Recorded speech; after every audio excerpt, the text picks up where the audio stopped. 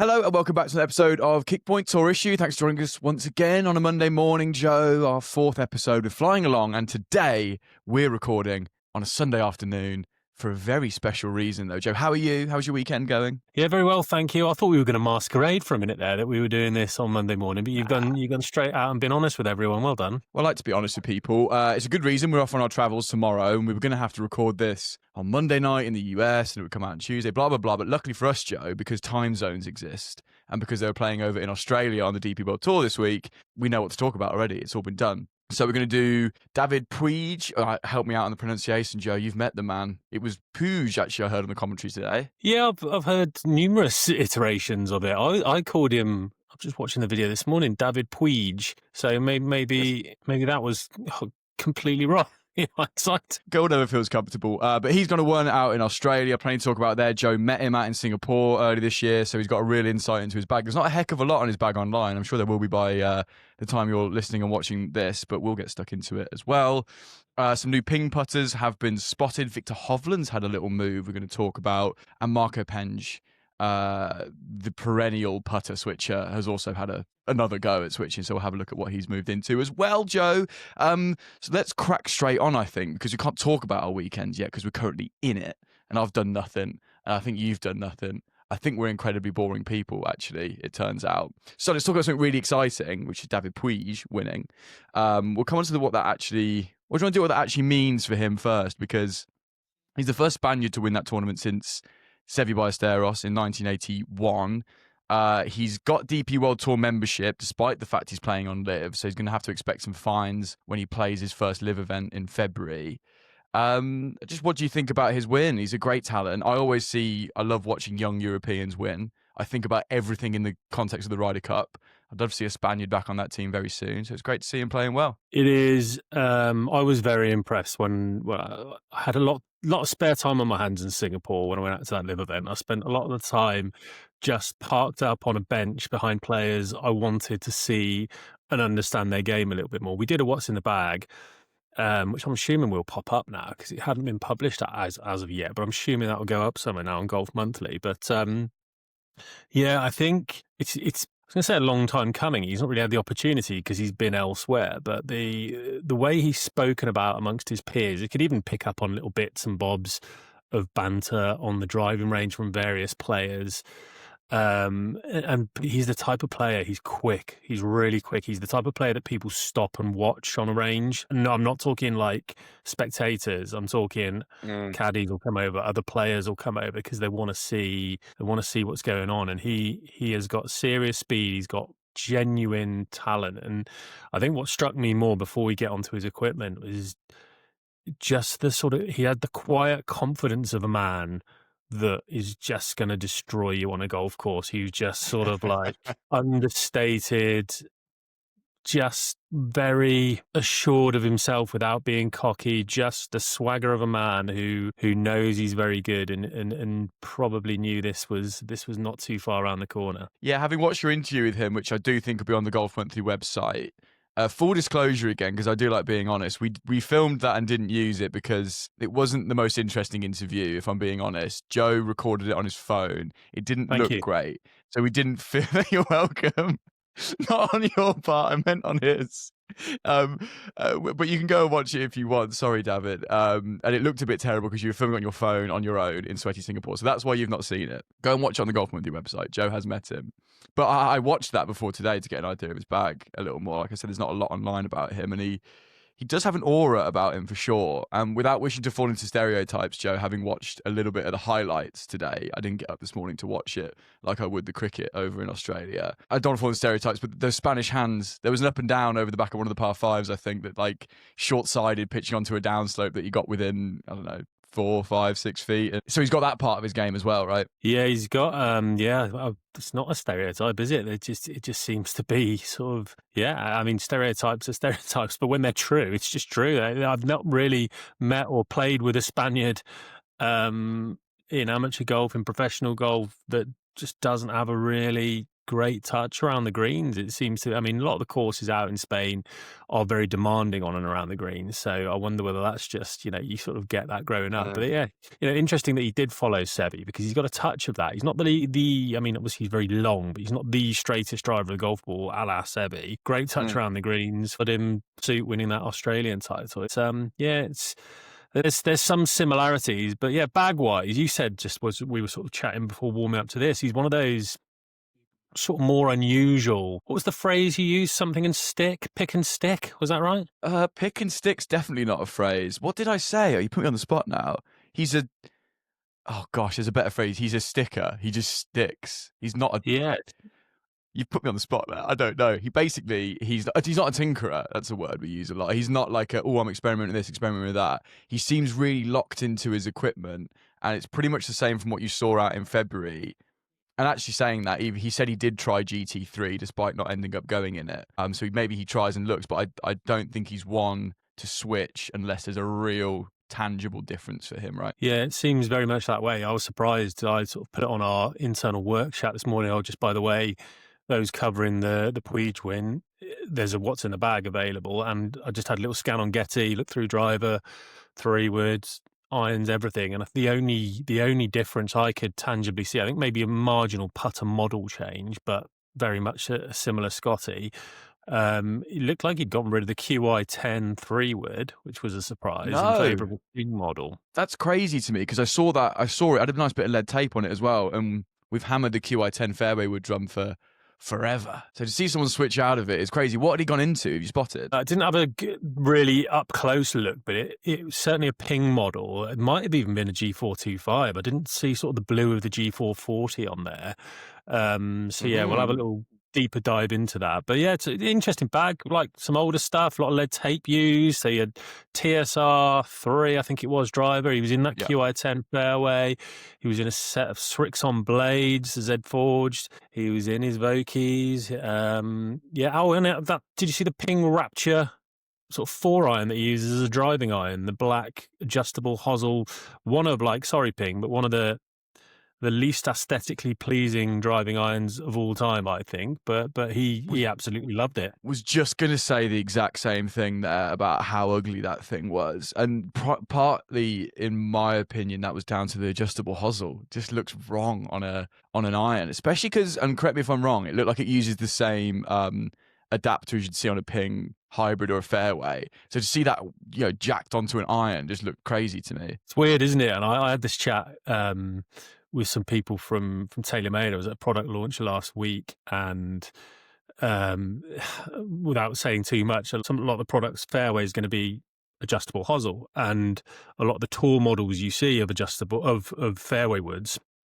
are bonded hosel. I talk about this all the time, and I know there's tangible reasons for that. It's easier to get that in a mold and bend it to a very precise lie angle, very precise loft. Obviously, if you're using a loft sleeve for that, you're messing around different. If you need to drop half a degree of loft, then you're going to have to go more upright. You can do that stuff independently. So I get the reasons for it, but just aesthetically, I just think it looks so much slicker when you don't have that sort of. It gets slightly fatter in that hosel section when you need the adjustable and you need those adapters. You can get a nice slender sort of tapered hosel when it's bonded, and there's just something about that really niche, really picky. But that's where I'm at. Dan. We know that Ping truck is on the Live Tour at least, right? It followed around at every event. We saw it at JCB. Ping, get him in that IDI, baby. That's a club better looking, not the best looking in my opinion, but better looking than that one he's currently in. And you loved that one, how soft it feels. You were hitting that thing quite aggressively, quite angrily almost. It's a great club. Rocket ship, yeah. That's funny enough. Dan, I was just in the garage just before we started recording this, piecing together some bag stuff for Pinehurst for our trip, and I just dropped that in actually as a little aside. Oh, so go on. Go on. While we're here, let's digress. We're flying to North Carolina tomorrow. We're very excited, very lucky people, blah, blah, blah. What are you taking with you then as the man who has everything? Well, I was going to use it as an opportunity. I'm sticking pretty much where I am. I've been diving around with putters, actually. I've been messing around with the Odyssey, the new Odyssey square to square. What what do you call it? The new one, the red and black one. I can't even remember the name. Been The messing try hop about. square to square. You got it. Been messing around with that. Got a spider to try, but I've just gone straight back to my toe up number 9. But both lovely putters. Just felt so weird. Felt like I was cheating on something. And yeah, I just wanted some options in that sort of beneath fairway wood 4 irons area. So I'm taking my lofted Apex UW, my 21. I've chucked that in as well, and the 2 iron as an option there. And I've wanted to mess around with driver because I've not been very settled on driver, and now it's launch season, so I'm likely to be a couple I've seen already that I'm really keen on potentially gaming.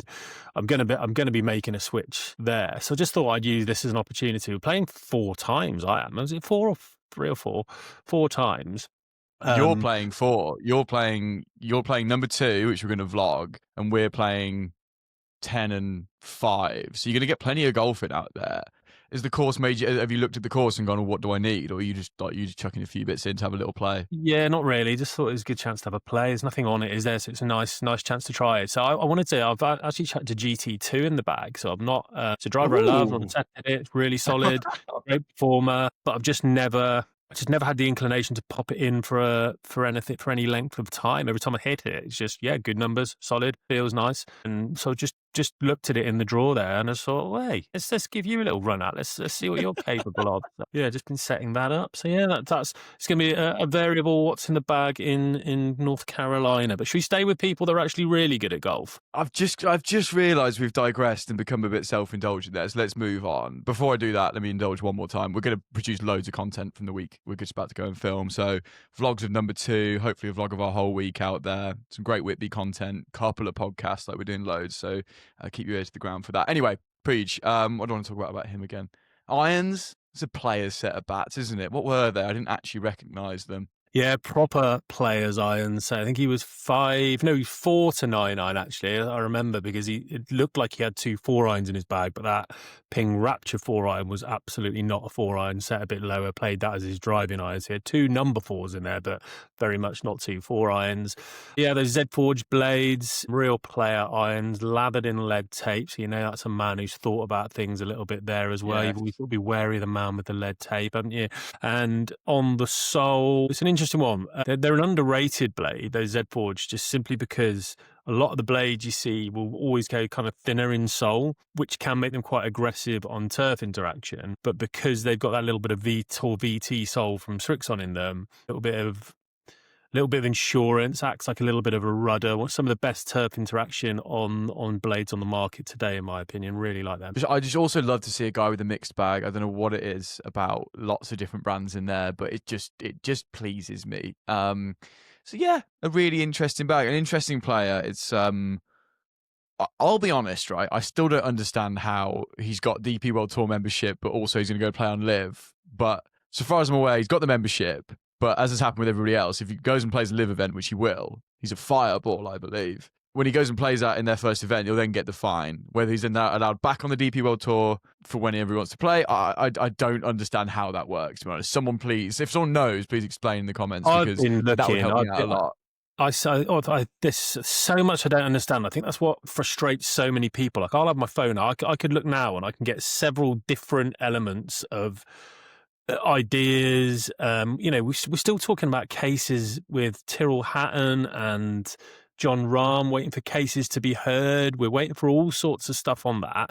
That was delayed, I believe, deliberately to be able to shoehorn them in the Ryder Cup without problems going on there. Now we see Puig coming back over and is going to be playing full time. We're looking at Cantor maybe going the other way potentially. I believe that's been mooted. It's just, I don't understand it, and I don't have the capacity to look. I mean, I work in the industry, so like, think of these people who are recreationally just trying to follow golf for fun and don't have to know this stuff.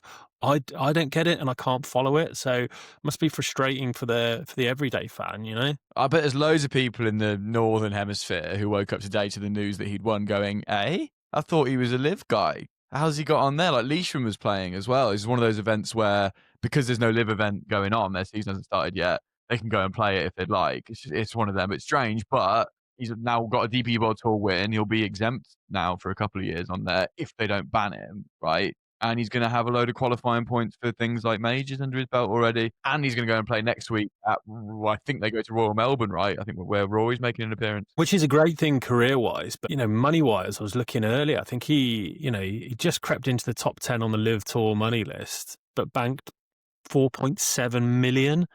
Like today he won, I think it was 230 or 260,000 euros or something like that. It's not really making a dent in those Live earnings, but it's fascinating to see that someone who's earning that handsome a living over on the Live Tour is still looking at the option of taking up his full DP World Tour card. I don't know what that says, but I guess you can draw your own conclusions from that. Yeah, it's like, can they have their cake and eat it? Their cake being Live and the money that's going to spin for you, and then the ability to appear on these kind of events to give yourself enough points or world ranking points to rock up into the majors where you want to be, right? That's the balancing act that Tyrrell Hatton's done really, really well, for example. Like, he's maintained a world ranking in these appearances and these things. But anyway, good to see European doing well and winning overseas. And I like to see the golf in Australia. Just the timing's a bit off. I've got my hand up. I've got a couple more things to say on that Australian event. Wen Yi Ding, second place. So not someone I've seen a load of, but I know he sort of turned pro, quite a lot of fanfare. I think he's world number one amateur, Chinese player. Richard Mansell, who I obviously played a couple of rounds of golf with. I remember asking him the question, over the past couple of years, who have you played with that has sort of, you just looked at and thought, wow, that's different. And he was one person that he brought up, which I thought was fascinating, because obviously he had played with an awful lot of people. And Ding was one of those players that he was like, yeah, that's a proper striker. There's a lot of ability there. I thought that was an interesting one. And then one more. Don't really know where I'm going with this as an observation. I think so. I'm pretty sure it was obviously Puig winning, Ding second, and then I'm pretty sure the next 6 or 7 players were all Australian, or I think Daniel Hillier was there. I think he's Kiwi, but very much horses for courses in terms of the local players playing well. And I think when you get the kind of extremities of golf course and the different grasses and the running things in and different architecture, it's really interesting how players that have grown up in certain environments begin to thrive in those environments. And well, maybe there's more to it. Maybe it's the fact that a lot of them don't have to travel and they're comfortable in that home environment. I don't know. And it just got me thinking about the sort of US dominance of all the events. Like, global golf is it a thing? Like, it's 90% US based, isn't it? 3 of the 4 majors are in the US. All the big events, the PGA Tour stuff, the big money stuff is all PGA Tour. And I don't know, I just one thing I do enjoy about Live, and say what you like about Live, and we'll all have our different opinions, is they do visit different parts of the globe and you see different styles of golf. We all know the American sort of style of golf generally is pretty similar. It's sort of long, it's a bit more open, always rough around the green, so you never see balls running off really in collection areas or any sort of different short game tests. You just, Spieth does it all the time. He misses a green on the PGA Tour and immediately grabs his lob wedge when he's still by the shot that he's just hit, because he knows the next shot is going to be an open-faced splash out of thick rough. Whereas you miss the green in the UK, not just on links courses, there's all sorts of different shots you might need. It might be a 3-wood, it might be a 9-iron bump and run, it might be a 54 checking in a little bit low. But when you get that rough around the greens, I think what I'm saying is, I'm going a roundabout way, is I welcome the sort of global nature of the game. And I think if it was slightly different, if you change that dynamic a bit, I wonder what the world rankings would look like. Fair. I want to ping up on one thing there, is that you've just given Liv the big one for being a global tour. The DP World Tour doing that right this second, Joe. Let's give them their applause there. We're in Australia for 2 weeks now. We'll go to South Africa. We'll go to other parts of Africa. We'll go to Asia. We'll go to Europe. Like that to me, the DP World Tour is the best at doing what you've just said. Liv actually, I think, become far too American centric over the last couple of seasons. Like you see them moving another American event in here. And I think, well, it's just top of my head, at least half feel like they're in the States now in Live. They'll go to Chicago and Indianapolis and random places in Michigan. Like that, they give themselves a pat on the back for going to Spain and Australia once. But other tours do that as well. But I completely agree with your sentiment Like there was a lad, I can't remember his name now, but he was in a yellow bucket hat wearing a rain glove. Daniel And there's all these Gale. other Australians.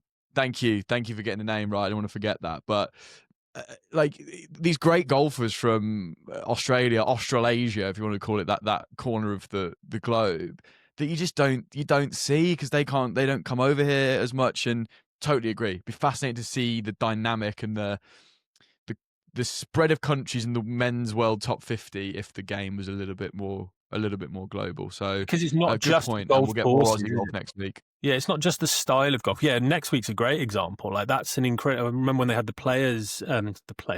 President's Cup there, and the difference of style of golf of like not playing to this pin, just deliberately playing miles away from it because you can't get at that, running it in here.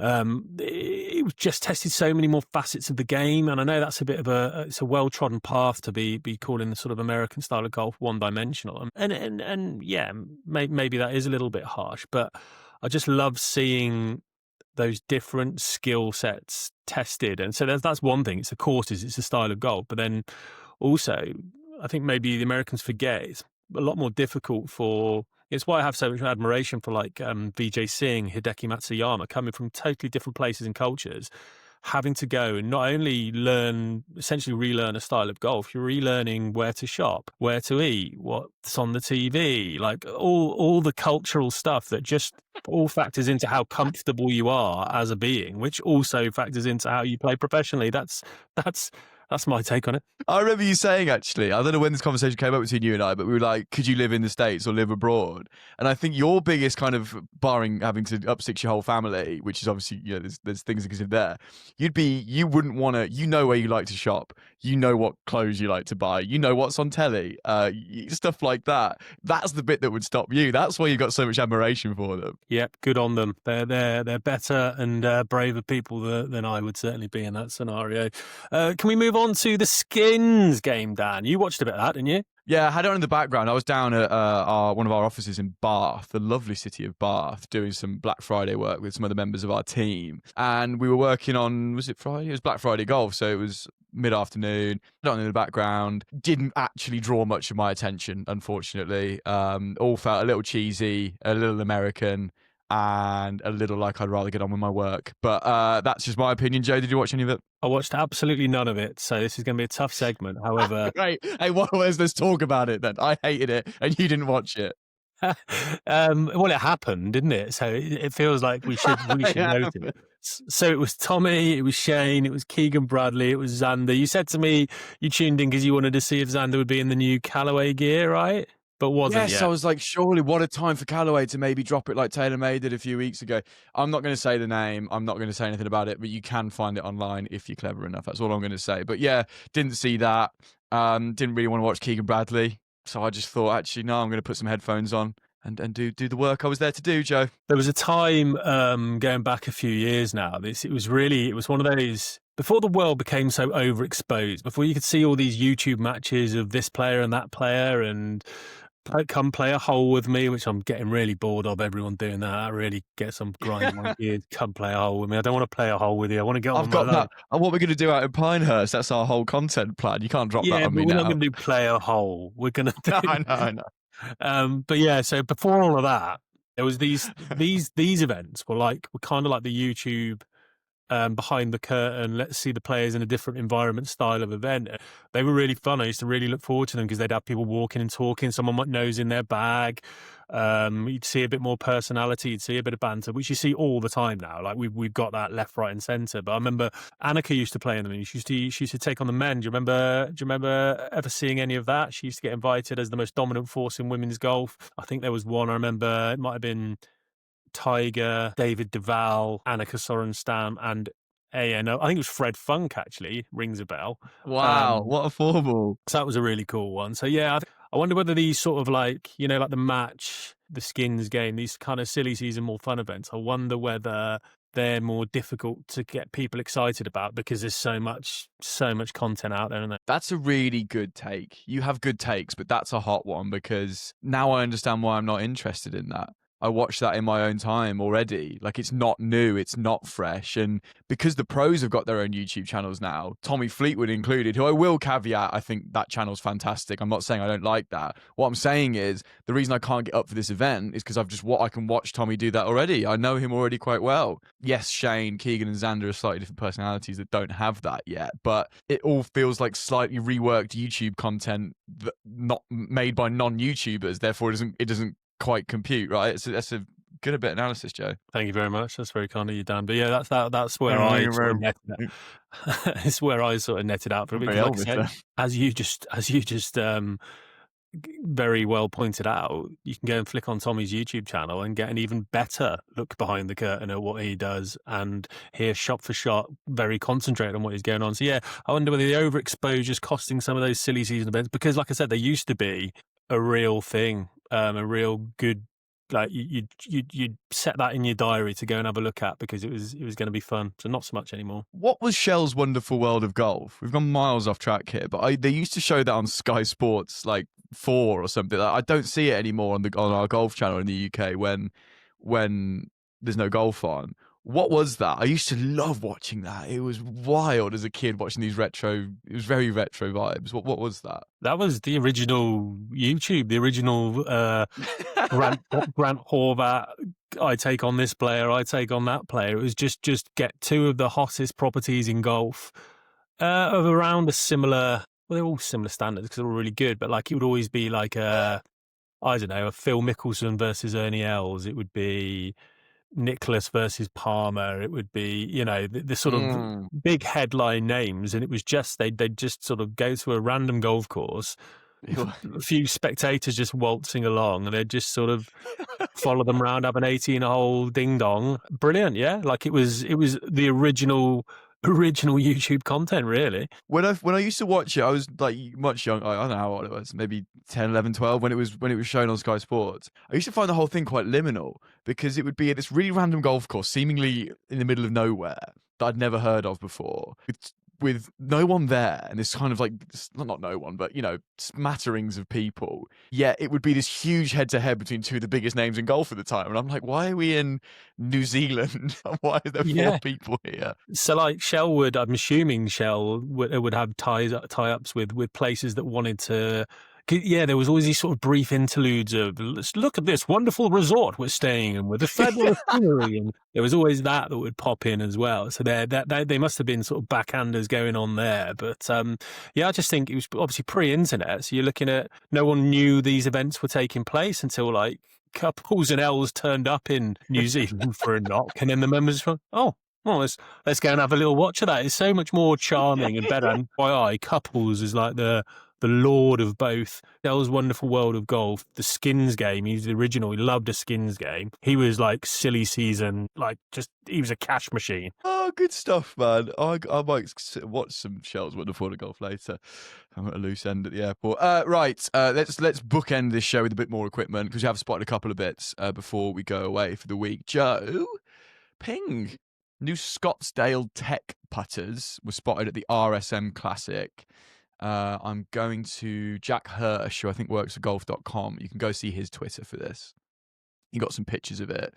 Have you seen these, by the way? Before I'll go into them. Have you seen a picture of them? Because they look really quite cool and very different for Ping. For those listening, well, I won't bring up a picture because it's not mine, but I'll describe it. Very white putter heads. Very white mallet putter heads. Called Scottsdale Tec, a couple of alley blue sort of shapes, a couple of other mallet shapes. I can see an answer style as well in this image. Wild, Ping, white, bold, crazy. I love it. Yeah, I like it. I've only very briefly just looked at the images that have popped up on Instagram. I know little to nothing about the tech involved, and we can talk about that anyway because they're not out yet. Really striking. The sort of matte black shafts, the ones I saw. I don't know if that's going to be a tour only or that's just going to be retail. But yeah, the contrast looked really, really cool. I don't really fully understand what the tech was. You were saying it looked like there's an onset model in there, right? But we've hit the onset model, which exists, so we can talk about it. The alley it was in the PLD range. They brought out a limited run at the back end of the summer.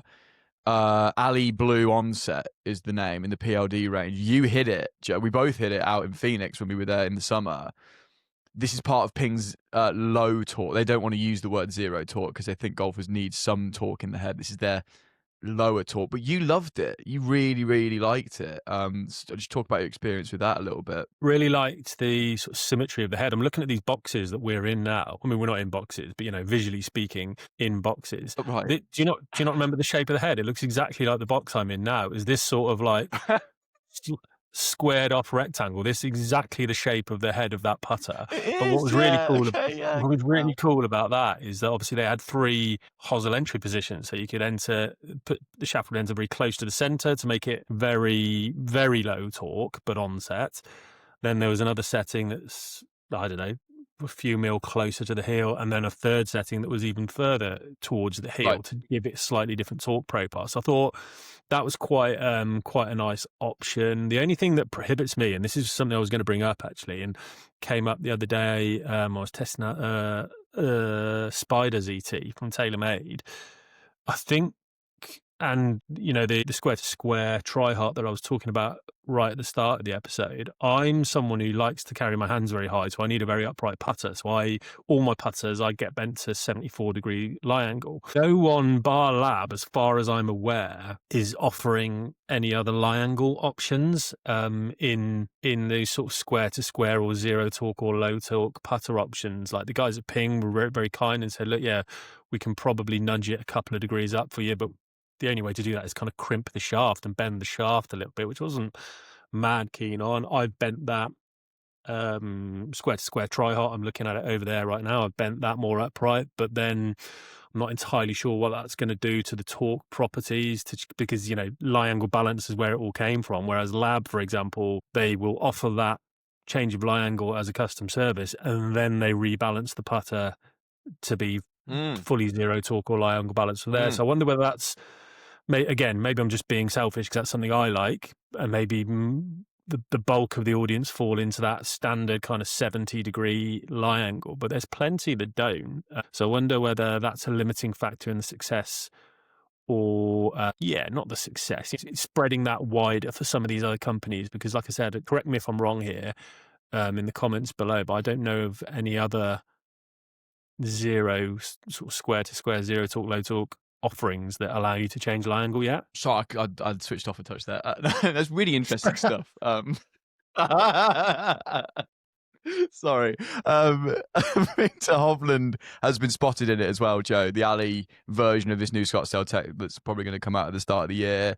Alistair Cameron, I'll give the credit. Go find his Twitter account. You can go see pictures of Viktor using that, which is interesting, Joe, because we spoke with Kenton Oates, his fitter over in Phoenix, and we spoke about the cult status of that putter and how long he's been in it, though Viktor tinkers around. So I wonder if this is just a tinkering over the off season or something we're going to see as a main fixture in the new year. Yeah, I think Kenton said he'd had, in the entirety of his professional career, there was 4 putters that he'd used, and one of them was a carbon copy of the one he's currently got. So he's not a big switcher in that sense. I've seen him testing a few bits here and there, but he always seems to come back. So yeah, we'll see. Could just be a pop this, have a look at this, Viktor, give us some feedback kind of thing. It could be a fully testing, I'm going to put this in kind of thing, but who knows? I kind of hope not. It makes me sad when some of these old putters, I'm a sentimental one with putter because, like I said, I've been in the mine for a decade. I like Spieth when he was, staying with his old 009. Yeah. This is Tiger with the Tiger Slayer, the elder one, if you like. Phil Mickelson with the Tiger Slayer. I like these sort of relationships built over time with equipment. You can't. It just feels sad when they get tossed aside to me, but that's just me. It is. One more putter thing. I hate the word thing. One more putter spots. Penge moved again. 4th putter of the year. Every time he changed, he won with the new putter. So not quite the hit this week, but hey, keep your eyes out in Royal Melbourne. Stayed in a Scotty.